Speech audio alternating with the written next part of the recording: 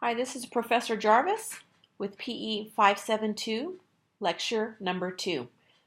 I wanted to talk about imparting a professional perspective in the field of sport management. So when we talk about a professional perspective to managing sport, there are a few criteria that you want to pay close attention to.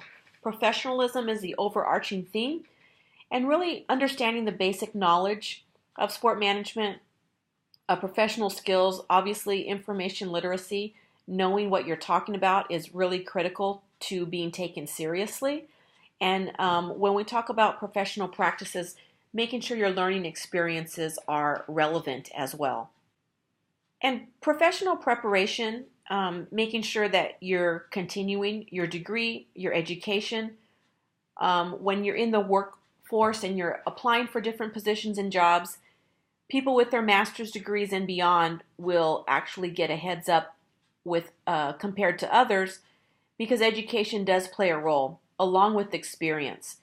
So professional attitude also is making sure that you are above reproach and that your appearance in the workplace, business etiquette, when you're sitting at a table and having a business dinner or a business luncheon, that you're not acting like you're with a group of friends. You're actually stepping it up a notch on a professional level to be able to relate well to those at the table, that they'll take you seriously, and also that they'll respect you as much as you respect them. And the professional development in working with career planning, personal assessment, making sure you're trying to get better and investing in yourself by attending different functions, conferences, just workshops in general that would help you develop your skill sets, but also give you a heads up on their level of professionalism. And when we talk about ethics and morality, it does kind of speak for itself, but to go into a little bit more detail, ethics and morality are really critical for anyone working in the sport industry. When you get into any level of sport, there sometimes tends to be a level of corruptness. And that's when your ethics and morality come into play, making sure you're above reproach and that your ethics behind your decisions are really based in truth and honesty. And that is something you learned hopefully in your home life, but also in your working life, and then in addition in your collegiate world as you're learning more about the industry. Much like this class, it comes into play of what to do and what not to do.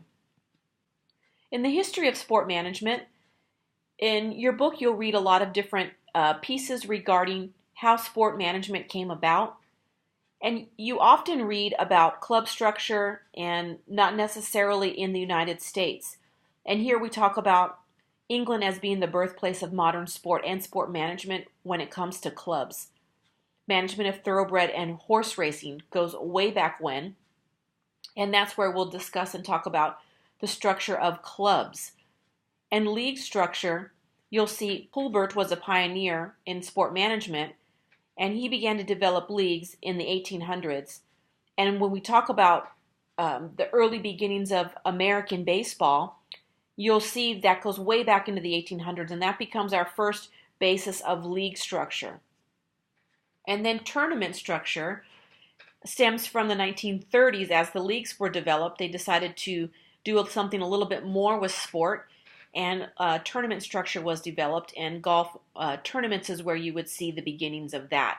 So you'll see the history behind sport management comes from sport itself, but managing the whole structure of it and not just going out and playing and or coaching. There is the sport management part that begins to develop. And every culture has practiced some form of management when it comes to leisure activities in sport. You'll see across the board, Africa to Australia, United States, Northern America, all over the world, culture doesn't dictate whether there is or isn't sport management. Sport management exists around the world. It's how you look at it and what level and what structure you see. So historical management structures of clubs and tournaments are prevalent in contemporary sport management everywhere you look. And sport management practices and structures really evolved in response to consumers and spectators wanting and needing a little bit more. as social norms have changed, where people want to enjoy an environment and an experience within stadiums and arenas, you'll see sport management has evolved to encapsulate community services, media relations, all different aspects of it, ticket sales, so that the consumer and who's buying into sport has a wonderful experience and wants to come back. And the birth of sport management academia, when we talk about the textbook side of things, the academic side, really there's a combination. Leaders in sport have an interest in sport and a skill in business, and we've combined that to help sport really evolve into what it is today. So success is really a combination of sport and business. And you can look at many examples of this. And you look at on the American side, when we talk about American football, regardless of the controversies we see in the NFL these days, it's not just about playing football. It's a money-making industry where we're talking about billions of dollars in revenue, billions with a B. And with that, you see people behind the scenes who are leading and who are advising and are in very key roles administratively to guide the finance, the marketing, the media pieces, television rights, all of those pieces, and not losing sight of the game of sport for football in particular. So you even look at one of the biggest platforms in the world for sport revenue, one of the biggest money-making things you'll see is the Super Bowl, revolving around NFL, professional football, but it's not just about football. That's the core of it, but what's developed around football and what has become the Super Bowl is enormous in terms of revenue. And that's where sport management is needed. And then obviously success, and you do see some failures along the way, but the overall success of sport management in general really stems from trying to develop sport and bringing it into a higher level than just playing itself. And the growth of an increasing complexity of sport industry has created demand for the study and the business of sport. And we see that through the years, sport management has grown in our universities as being offered as majors and minors and higher degrees as well. And the birth of sport management has really come about because there is absolutely a need for it. And again, it's not just about playing, it's about leading behind the scenes, leading, driving, building, and producing sport in a fashion, in a way where it's taken seriously as a business. So you have some creditors of sport management when you talk about curriculum, and who started and developed the first textbooks to help us understand how sport management works, what it entails, and what we can do to better the industry. And the credits go to James Mason, University of Miami, and Walter O'Malley with the Dodgers. And those names should sound familiar to you. They're very well known in the sport industry. If they don't, Google their names, get a little backdrop of who they are. Sports fans, people who have invested in the sport world and have created and helped along the way develop textbooks to help students further their knowledge about it and to understand how it looks from a student perspective, but going into the industry from an industry professional perspective.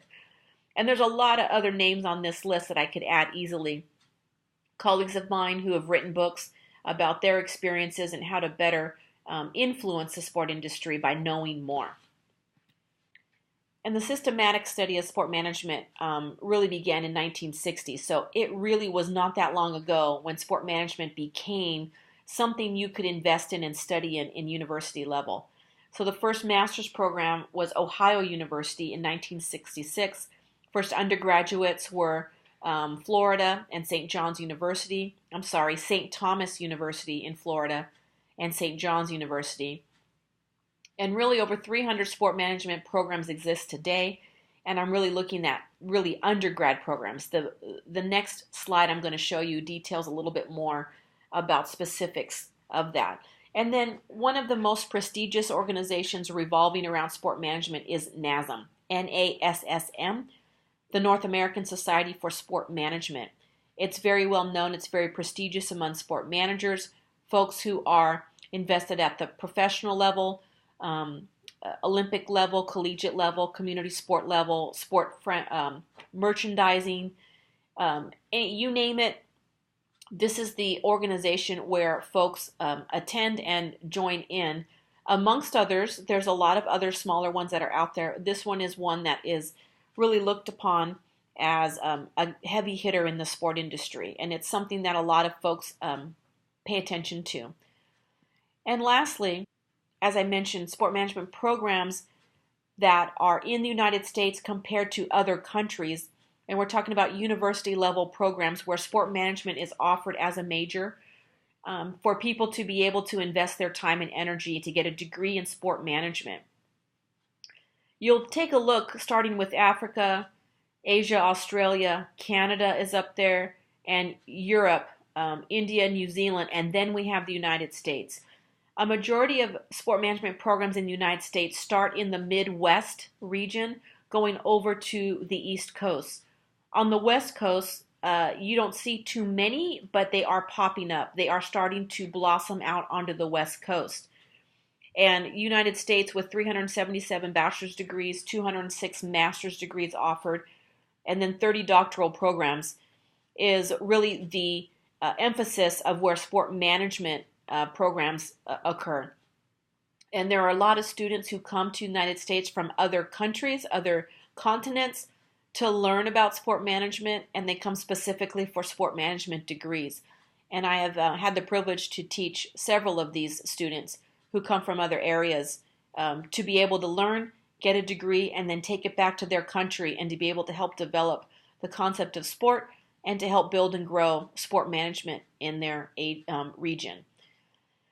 So I hope you enjoyed this lecture. That was lecture 2, PE 572. Have a great day.